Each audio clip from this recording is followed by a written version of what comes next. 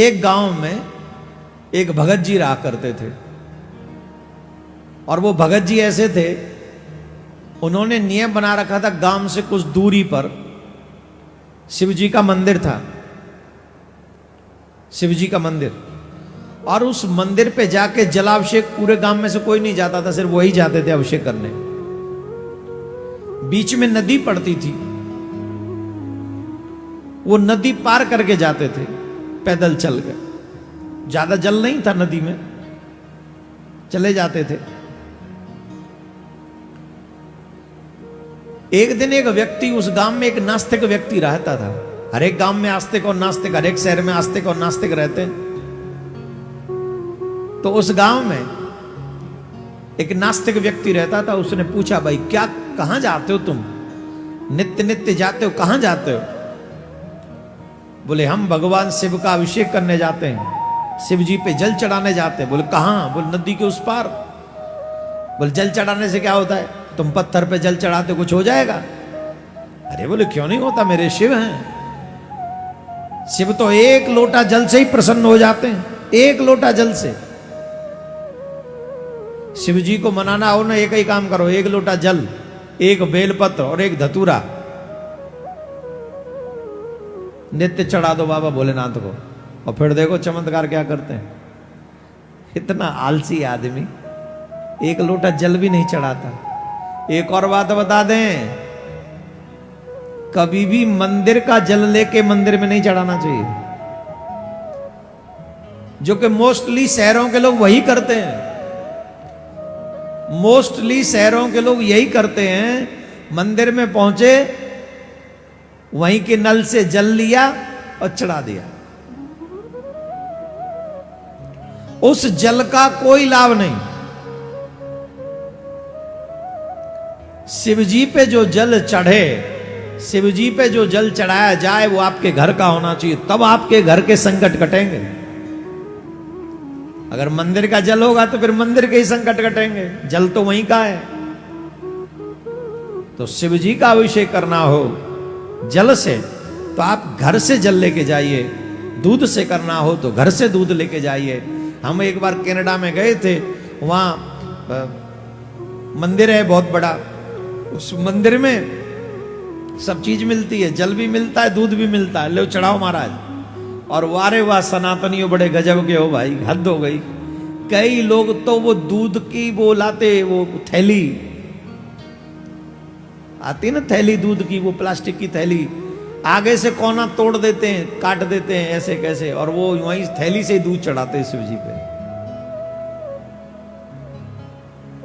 वो कहते भगवान से प्रसन्न हो जाएंगे तो खींच के देख गाल है। इतना शऊर नहीं कि पात्र चाहिए। भगवान पे जल दूध चढ़ा रहे हो, जल चढ़ा रहे हो, तो एक पात्र होना चाहिए, पात्र से चढ़ाओ। सबसे ज्यादा पुण्य है श्रृंगी से दूध चढ़ाने पे। तो श्रृंगी हम ये जो अभिषेक में इस्तेमाल करते, सबसे ज्यादा पुण्य है। इसलिए एक पात्र में ले जाकर शिव अभिषेक करो। घर से दूध लेके जाओ, घर से ही जल लेके जाओ, फिर अभिषेक करो, तब चकाचक होगा। बोलो राधे राधे। तो बोले पत्थर पे दूध चढ़ाने से, जल चढ़ाने से क्या होता? बोले बहुत कुछ होता है। अरे तुम पागल है, पत्थर कोई भगवान होता? बोले मेरे भगवान को ऐसे मत बोलना। बोल देख, मैं देखता हूं तेरा भगवान को। उसी दिन से उस नास्तिक आदमी ने एक नियम बना लिया कि ये नित्य दूध चढ़ाएगा, जल चढ़ाएगा, मैं नित्य पत्थर मार के आऊंगा शिव जी में, देखता हूं शिव जी क्या करता है मेरा। ये जल चढ़ा के आए, थोड़ी देर बाद में ये जाए और पत्थर मार के आए शिव जी में, शिवलिंग में। बोले हम भी देखें, ला हमारा क्या बिगाड़ लेगा, बना भगवान का बच्चा। ऐसे पत्थर भी कहीं भगवान होता है? सावन का महीना, गांव में आ गई बाढ़।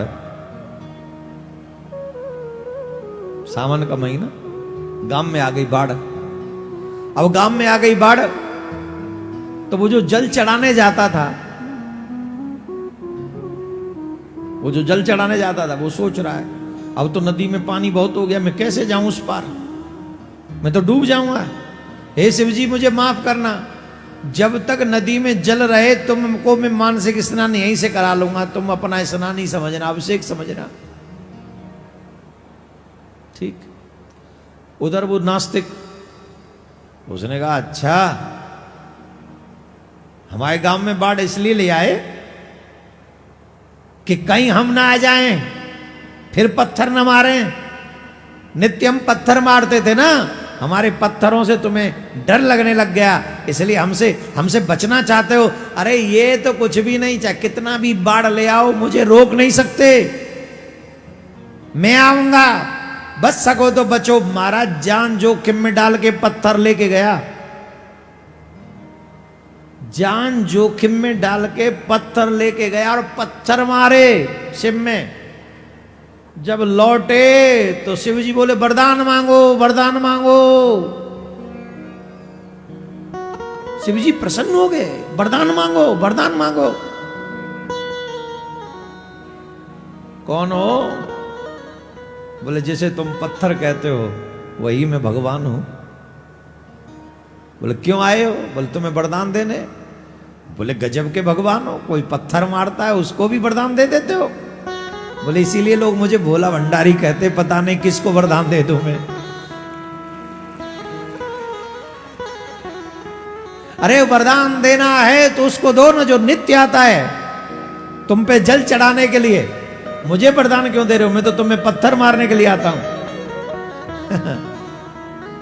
बोली यही तो साधन का मतलब है। वो आता रहा कब तक?